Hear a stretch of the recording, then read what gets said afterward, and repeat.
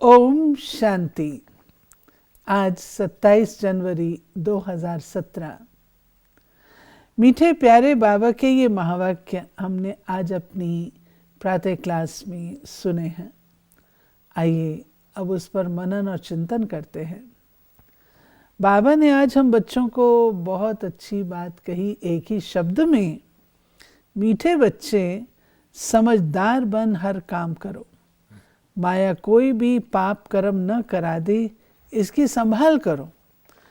तो क्या हर समय हमें कॉन्शियस रहना पड़ेगा कि माया हमसे कुछ ऐसा ना करा दे? ऐसी कोई विधि होनी चाहिए जो बाबा ने आज बताई है। जैसे गाड़ी रेल पर आ जाए तो अपने आप चलती रहती है। अगर रेल पर आ जाए तो बात यह है कि इस समय कौन सा युग है, किसका राज्य है। तो नेचुरली जैसे कोई मौसम होता है तो जब कोई भी सीज़न आता है तो उसका प्रभाव तो पड़ता है कि नहीं पड़ता। अब बरसात का सीज़न है तो नेचुरली बारिश होगी और उसकी हमें पूरी तैयारी रखनी पड़ती है कि बारिश आएगी और बारिश के लिए हमें उस वक़्त क्या करना है अगर हमने अपना काम करते रहना है। इसी प्रकार से सर्दी का मौसम आने से पहले ही लोग जो है वुलन ड्रेस तैयार कर लेते हैं। खाने पीने की चीज़ें भी डिफरेंट हो जाती हैं। जैसे मूंगफली है, गर्म चीज़ है। अगर यही मूंगफली हॉट सीज़न में जून के महीने में ऑफ़र की जाए तो व्यक्ति उसको पसंद नहीं करता। तो इसी प्रकार से बाबा कहते हैं कि इस वक्त कलयुग चल रहा है। माया यानी जिसको रावण कहते हैं, पांचों विकार अपनी चरम सीमा पर हैं। कहते हैं ना, रावण की लंका थी वो भी सोने की थी। तो माया का आर्टिफिशियल आकर्षण इस वक्त बहुत है। माया यानी आज की जो परिस्थितियां हैं उसमें मानव ये कोशिश करता है कि कोई भी चीज़ आपकी मिसिंग हो उसका आर्टिफिशियल रिप्लेसमेंट अवेलेबल है। तो आर्टिफिशियल वर्ड हो गई है। पहले सच्चे सोने की दुनिया थी सतयुग, बीच में आकर मिलावट वाले सोने की दुनिया, जैसे सोना उसमें थोड़ी सी मिलावट कर दी जाए, जैसे दूध में थोड़ा सा पानी मिला दिया जाए। कलयुग के अंत में आके मिलावट की बात नहीं है, टोटली आर्टिफिशियल। आज जो आपको सोने के वस्त्र जेवर मिलते हैं वो नकली वाले असली से भी ज़्यादा खूबसूरत हैं। नकली हीरे और असली हीरे में पहचान ही नहीं। आपके शरीर की कोई भी इंद्री काम ना करे उसका रिप्लेसमेंट अवेलेबल है। तो माया का ये है ना, पंप है। तो इसलिए आज उस प्रकार के आज दूध में पानी नहीं मिलाते, आर्टिफिशियल दूध ही चल पड़े हैं। इसलिए और बाबा कहता है इसलिए सावधान रहने की आवश्यकता है कि समझदार और बेसमझ का क्या फ़र्क होता है। समझदार गलती नहीं करता और अगर उससे एक बारी गलती हो जाए उसको रिपीट नहीं करता, और जो बेसमझ होता है वो बार बार गलती करता रहता है।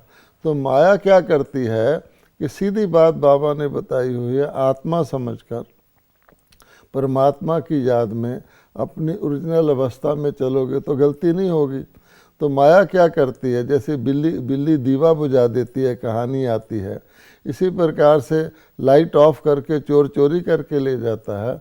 तो माया हमको टेम्परेरीली विस्मृति में ले आती है। जैसे सूर्य के आगे कोई काला बादल, काली घटा आ जाए तो टेम्परेरीली तो छाया हो जाता है ना, उस समय गलती हो जाती है। तब बाबा ने कहा इस बात को रियलाइज़ करना चाहिए, सतयुग में कोई गलती नहीं होती। जैसे डे लाइट में स्टम्बलिंग का चांस नहीं होता, सब कुछ यथार्थ दिखता है।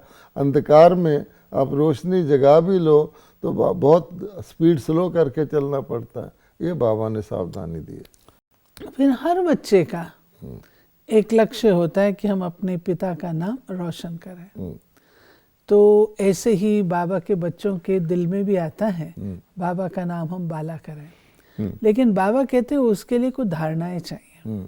वो धारणाएं हैं, ईमानदार वफादार बनो, सच्चाई के साथ सेवा करो, बहती गंगा बनो, बाप का संदेश देते जाओ, कर्मेंद्रियों पर पूरा कंट्रोल रखो, आशाओं को छोड़ कायदे सिर चलन चलो, सुस्त नहीं बनो, पहले खुद में धारणा करो तब दूसरों को सुनाओ। बाबा ने सारी बातें बता दी हैं जो पहले प्रश्न पूछा है कि कौन सी समझदारी रखनी है, कौन सी सावधानी रखनी है, तो बाबा ने कह दिया है आज्ञाकारी बनो।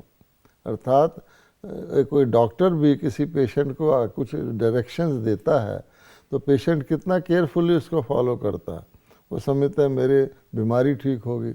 यहाँ पर बीमारी सूक्ष्म है और सभी बीमार हैं, इसलिए अपनी जो स्वस्थ अवस्था है, जो हम बीमारी से मुक्त थे, वो तो मंदिरों में मूर्तियों के रूप में ही है सिर्फ। आज की दुनिया में तो जैसे कलयुगी दुनिया में सब कलयुगी हैं, तब बाबा कहते हैं मेरी आज्ञा पर चलोगे, अर्थात श्रीमत पर चलोगे, कायदे पे चलोगे तो कायदे में फ़ायदा है। अगर ये नहीं करोगे तो फिर क्या होगा, तो बाबा ने सारी बातें बता दी। आलस आएगा, अलबेलापन आएगा, माया आपको धोखा देगी। जो पांचों बातें बताई मेरे ख्याल रिपीट करें तो अच्छा है। बहुत अच्छा कहा। ईमानदार वफादार बनो, सच्चाई के साथ सेवा करो, बहती गंगा बनो। अब ये बहती गंगा है, जैसे अब आप जानते हैं कि शरीर में अगर खून का बहता रहे, उसका फ्लो रेगुलर हो, बीमारी नहीं होती। कैंसर कैसे होता है कि कई ऐसी जगह होती हैं जहाँ पर जैसे कोई चीज़ अटक जाती है, उसके सेल खून उनको नहीं पहुँचता, नया खून, तो धीरे धीरे वहाँ पर कैंसर बन जाता है। ऐसे ही पानी नदी में बहता रहे तो साफ़ रहता है, अगर कहीं जगह अटक जाए तो उसको फिर वो पानी जो है, जिसको कहते हैं रुका हुआ पानी, उसमें किचरा भी जमा हो जाता है। तो बाबा इसलिए कहता है कि तुमको ज्ञान देना है, ज्ञान गंगा को बहते रहना चाहिए। अगर कोई आत्मा ये सोचे कि मैं एक ही सेंटर पर रहूं, एक ही जगह रहूं, तो वो खड़ी हो गई ना गंगा। तो बहती गंगा रमता योगी, बहुत बातें कही गई हैं। फरिश्तों को भी कहते हैं फरिश्ता किसी जगह रहता नहीं, अपना अच्छा काम करके आगे बढ़ जाता है। तो वो भी हमारा एक इम्पॉर्टेंट चीज़ है। अगर हम कहीं अटक जाएंगे तो भटक जाएंगे। और एक ये भी बाबा कहते हैं कि बच्चे सुस्त नहीं बनो, खुद में धारणा करो। इससे कई लोग ऐसा सोच लेते हैं कि पहले हम अपने जीवन में धारणा कर लें तब हम सुनाएंगे। नहीं, ये क्योंकि समय ऐसा नहीं है। आप दुनिया में भी देखेंगे, जो बड़ा बच्चा है छोटे बच्चे को गोद में लेके चलता है, पेरेंट्स के साथ साथ मददगार बनता है। अगर हम वेट करते रहे कि हम संपूर्ण बनेंगे, तो वास्तव में आप सेवा से संपूर्ण बनते हैं। ये भी एक प्रैक्टिकल सब्जेक्ट है। स्पिरिचुअलिटी प्रैक्टिकल प्रैक्टिस में लाने के लिए हमें जितना बनते जाते हैं उतनी सेवा करते जाते हैं। क्योंकि बाबा कहता है कि लास्ट पर करने वाले जो सन्यासी जंगल में गए थे, जिन्होंने सोचा हम पहले तपस्या करके संपूर्ण बन जाएं, फिर हम दुनिया में आएंगे या दूसरों को सुधारेंगे, तो क्या हुआ, उनके प्रैक्टिकल था ही नहीं। तो उन्होंने सोचा हमने क्रोध को जीत लिया, क्रोध को जीत लिया। जब मौका आया तो क्रोध में आ गए। उन्होंने सोचा हमने काम को जीत लिया, काम को जीत लिया। जब टेस्ट आया तो फेल हो गए। इसलिए बाबा कहता है जितना बनते जाना उतना बनाते जाना। बाबा ने बहुत स्पष्ट कहा कि पहले तुम 100% समझदार थे, 100% तुम बेसमझ बने। तुम्हें बेसमझ बनने में 5000 साल लगे, समझदार बनने में 1 जन्म। हाँ, देखो ना, ये बाबा ने बहुत ही एक सारे ड्रामा का राज एक नटशल में बता दिया है कि हम संपूर्ण सत्यता से चले।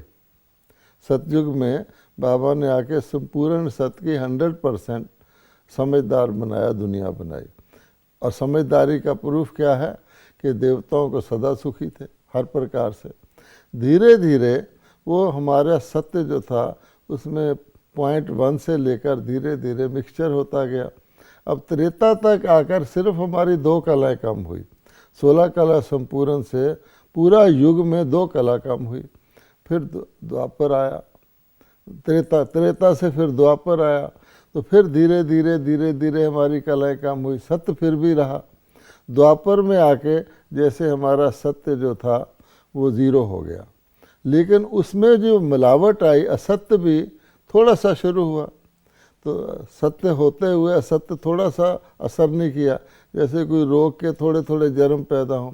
धीरे धीरे असत्य बढ़ता गया, फिर असत्य ही 100% हो गया, तो 100% समझदार से हम 100% बेसमझ बन गए।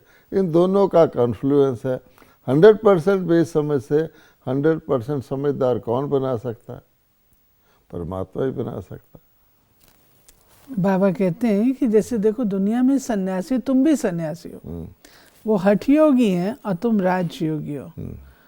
वो अपनी कुटिया में रहते हैं, भोजन वहाँ पहुँचते हैं, यहाँ तुम बच्चे विकारों का संन्यास करते हो, पवित्रता खींचती है। अब बाबा ने कहा ना, रस्ट नहीं होगा, जंक नहीं होगा तो पवित्रता आकर्षित करेगी। जैसे परमात्मा परम पवित्र सबको आकर्षित करता है, हम आत्मा भी जितनी जितनी पवित्रता धारण करते जाते हैं उतना आकर्षण बढ़ेगा। जैसे आप देखेंगे देवताओं की मूर्तियाँ, क्योंकि सतो प्रधान थे तो उनकी मूर्तियाँ भी आकर्षित करती हैं। लोग जाके उनकी मूर्ति का दर्शन करके भी शांति को प्राप्त करते हैं टेम्परेरी। और साधु भी, बाबा ने कहा ना कि साधु पवित्र रहते हैं, वो भी आकर्षण करते हैं। उनको जब साधु बिल्कुल सतो प्रधान होते थे तो उनको कुटिया में जाके लोग खाना पहुँचाते थे, तो ये भी आकर्षण ही है ना। बाबा आगे कह रहे हैं कि बच्चे तुमको ये नहीं होना चाहिए, ये चाहिए, ये चाहिए, मांगना ये चीज़ नहीं होनी चाहिए। जितना तुम्हारे में योग बल की ताकत होगी, प्रकृति अपने आप दासी बनती जाएगी। ये तो हम देखते ही हैं कि प्रकृति देवताओं की कितनी दासी थी और आज मनुष्य प्रकृति के दास हैं। बाबा कहते सारा मदार योग पर है। तुम्हारा योग बाप से है, उससे पद भी बहुत भारी मिलता है। देवी देवता धर्म की स्थापना होती है जो बहुत सुखदायी है। इसके लिए तुमको श्रीमत मिलती है, उनको कोई ईश्वरीय मत नहीं मिलती। अगर योग पूरा लगाते रहें तो विकार सताएंगे नहीं। बाबा ने वो रस्म का वर्णन किया है जिसमें सन्यासी लोग जाते हैं भोजन के लिए, एक खिड़की से जो मिला वही लेते हैं, फिर आगे नहीं जाते हैं। तो बाबा कहते हैं ऐसे भी कोई सन्यासी होते हैं जो कि अपने आप को इस प्रकार से चलाते हैं। फिर कुछ ऐसे भी होते हैं लोग जो कि कई प्रकार की आशाएं रखते हैं।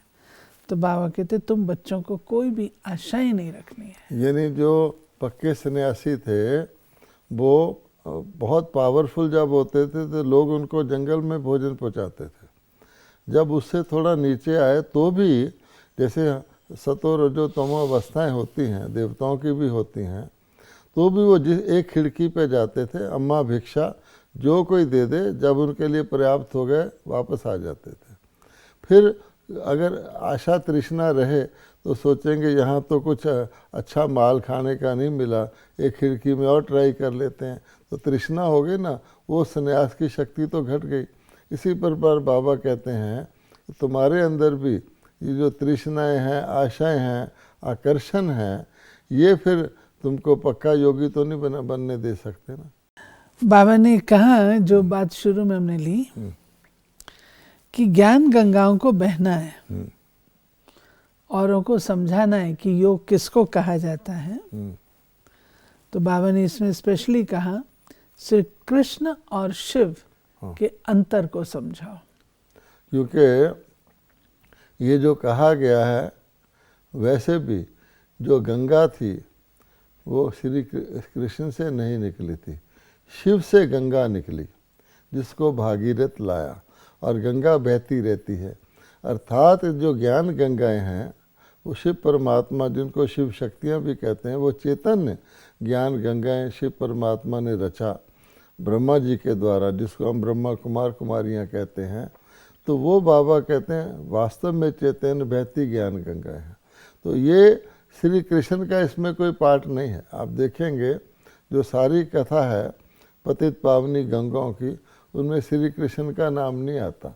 तो बाबा कहते हैं इसलिए पतित पावन, असली ओरिजिनल पतित पावन परमात्मा शिव, और वो मनुष्य आत्माओं ब्रह्मा कुमार कुमारियों के द्वारा ज्ञान की गंगा बहाते हैं। तो उसमें श्री कृष्ण का नाम तो नहीं आता, और परमात्मा शिव को ही परमात्मा नमः कहते हैं, श्री कृष्ण जी को तो देवाय नमः कहते हैं।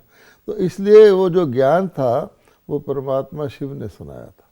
बाबा ने कहा कि देखो सन्यासी हठ योग गुरु आदि वो क्या देते हैं, जो भी शिक्षा देंगे वो अल्पकाल सुख की, बाकी तो सब दुख ही देते हैं। ये बाप तुम्हें सुख का रास्ता बताते हैं, कहते हैं कि अब मुझे याद करो। अब आप देखिए श्री कृष्ण जी को तो देवता थे, श्री कृष्ण जी, श्री राधे कृष्ण पुरी, वो तो देवताओं की दुनिया थी। तो देवताओं की दुनिया में तो किसी को ज्ञान लेने की आवश्यकता भी नहीं थी, ज्ञान गंगा में स्नान करने की आवश्यकता भी नहीं थी। बाबा कई बार, आज भी बाबा ने कहा कि शमशान में जाके सेवा करो, और अपने कई ऐसे स्थान हैं जहाँ पे प्रदर्शनी शमशान भूमि में लगी हुई है। बाबा कहते हैं कि लोगों को ये पता हो कि कोई भी सुख स्थायी नहीं है। यानी शमशान में सेवा का अर्थ ये है, बाबा की मुरलियाँ चलने के बाद कई जगह हमारे भाई बहनों ने, जहाँ शमशान घाट वालों ने परमिशन दी, वहाँ प्रदर्शनियाँ लगाई हैं। यूँ भी आप कहीं शमशान में जाएंगे तो ना कोई श्लोक या इस प्रकार की बात लिखा हुआ होता है, क्योंकि वो जगह ऐसी होती है जहाँ पर जब हम अपने किसी इष्ट को, उसकी शरीर को ले जाते हैं उसका संस्कार करने के लिए, तो उस समय विराग की वृत्ति होती है कि देखो ये हमारा साथी था, कल तक जीवित था, बातचीत करता था, अब इसने शरीर छोड़ दिया, तो कुछ भी साथ लेके नहीं गया। तो हर एक व्यक्ति को ये पता लगता है कि मुझे भी एक दिन इस प्रकार से जाना है, पता नहीं कब जाना है पर जाना तो है। उस समय वैराग्य वृत्ति नेचुरल आती है। तो वैराग्य वृत्ति के वाले व्यक्ति को रास्ता ढूंढता है वो, अच्छा ये चला गया, कहाँ चला गया, मेरे को जाना होगा, ये तो मैं छोड़ दूंगा पर कहाँ जाऊंगा। उस समय उसको ये ज्ञान अच्छी तरह से समझ आ सकता है। जैसे रोगी अस्पताल को देखता है, थोड़ा सा व्यक्ति ठीक हो जाए तो अस्पताल को टाटा करता है, ऐसे ही शमशान घाट में व्यक्ति की ऐसी वृत्ति होती है कि आत्मा जो है ये शरीर टेम्परेरी भी है, बाहर आके फिर वैसे चेंज हो जाता है। बाबा कहते हैं कि बच्चे तुम ऐसी सेवा करो और इतने निर्भय बनो, जैसे हनुमान जी का मिसाल देते हैं। विनाश होगा, बात कई बच्चे तो ऐसे दे अभिमानवश थोड़ा से ही कुछ होगा तो डर जाते हैं, ऐसा नहीं। तुम बच्चे जितना देही अभिमानी बनते जाएंगे उतना तुम निर्भय भी होते जाएंगे। अब देखिए ये देव भान वाले को तो अपने आगे पीछे का पता ही नहीं, और वो ये भी समझता है कि ये देह में मैं सदा नहीं रह सकता, फिर भी उसको कुछ ज्ञान ही नहीं है। इसलिए जब उसको विचार आता है कि देह का अंत होगा तो उस विचार को उड़ाने की कोशिश करता है। जैसे कबूतर होता है ना, तो जब बिल्ली झपटती है तो आंखें ही बंद कर लेता है कि बिल्ली है ही नहीं, तो इस प्रश्न को टालता रहता है। लेकिन बाबा कहते हैं देह भान भय का पहला कारण है, क्योंकि देह भान वाला सोचता है जब ये शरीर छूटा, आप मरे जग परले, जैसे वो कहता है मेरा सब कुछ छूट जाएगा, सब कुछ लुट जाएगा। इसलिए बाबा कहता है कि निर्भय निडर बनने के लिए आत्मा अभिमानी ऐसा नहीं सोचेगा, वो कहेगा संस्कार रूप में सब चीज़ मेरे साथ है, संस्कार के अनुसार ही मुझे यह सब प्राप्त हुआ है और संस्कार के अनुसार ही आगे मिल जाएगा। इसलिए वो उसका फियर काम घटता जाता है।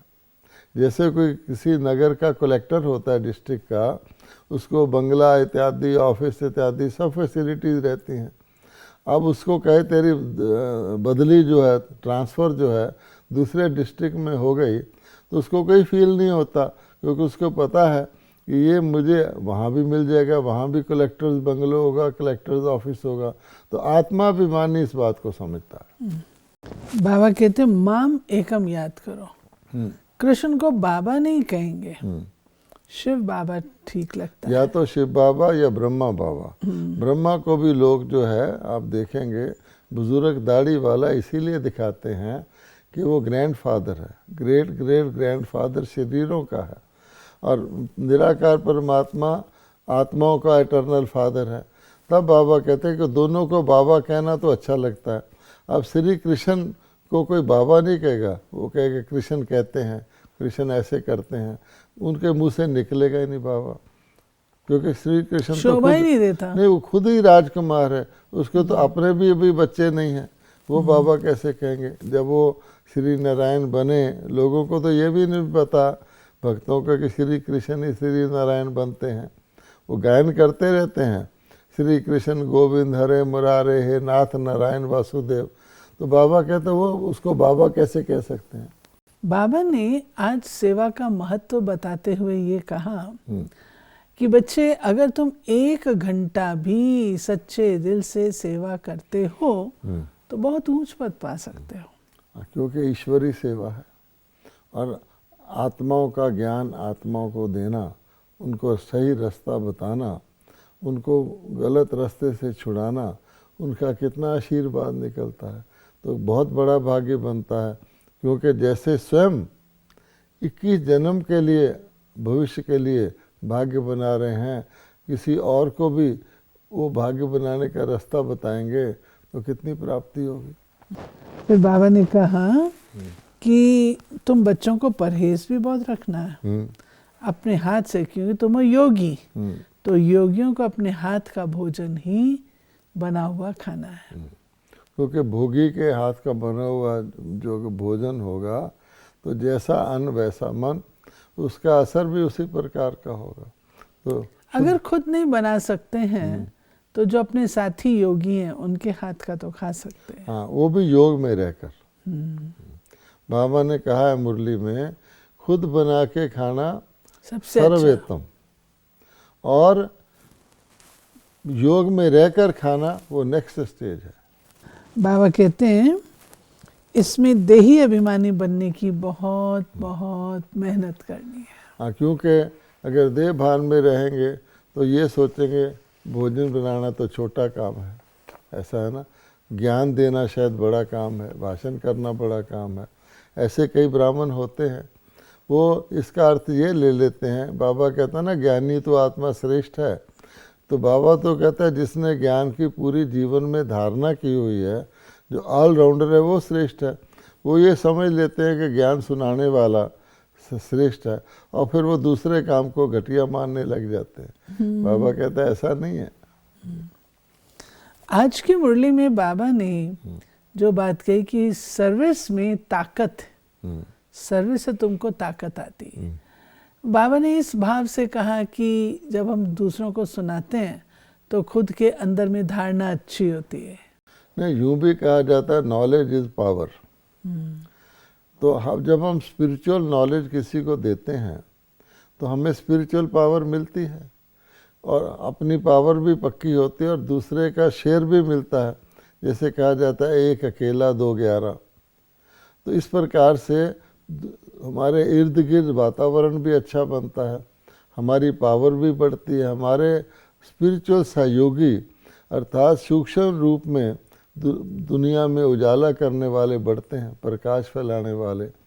जैसे हम हर अच्छे फंक्शन या प्रोग्राम में कैंडल लाइटिंग या दीपक जलाते हैं, क्यों जलाते हैं? भाव अर्थ यही है कि बड़े शुभ चीज़ बढ़े। तो बाबा कहते हैं इसलिए शुभ संकल्पों के द्वारा, शुभ सेवा के द्वारा नई दुनिया को नज़दीक लाना और पुरानी दुनिया के डार्कनेस को ख़त्म करना है, तो शक्ति देगा कि नहीं देगा?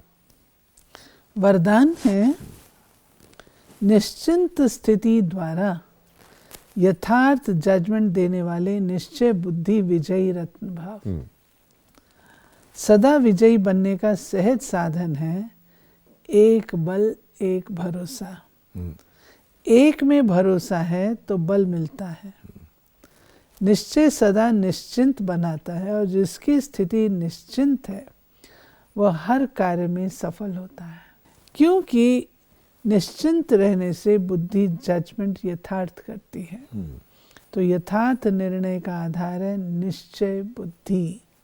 निश्चिंत सोचने की भी आवश्यकता नहीं, क्योंकि फॉलो फादर करना है, कदम पर कदम रखना है। स्लोगन है मन में सर्व के प्रति कल्याण की भावना रखना ही विश्व कल्याणकारी बनना है। हाँ। ये थी बाबा की आज 27 जनवरी 2017 की मुरली। बाबा ने आज हम बच्चों को बहुत सारी बारीक धारणाएं बताई हैं। ईमानदार, वफादार, आज्ञाकारी, बहती गंगा, सच्चे दिल से सेवा करना, समझदार बनना, आदि आदि। आलस्य नहीं करना, सुस्त नहीं बनना, ये सब बातों को हम अपने जीवन में उतारें तो कितने अच्छे। बाबा कहते तुम बच्चे मेरा नाम बाला करने के योग्य बन जाओगे। ओम शांति।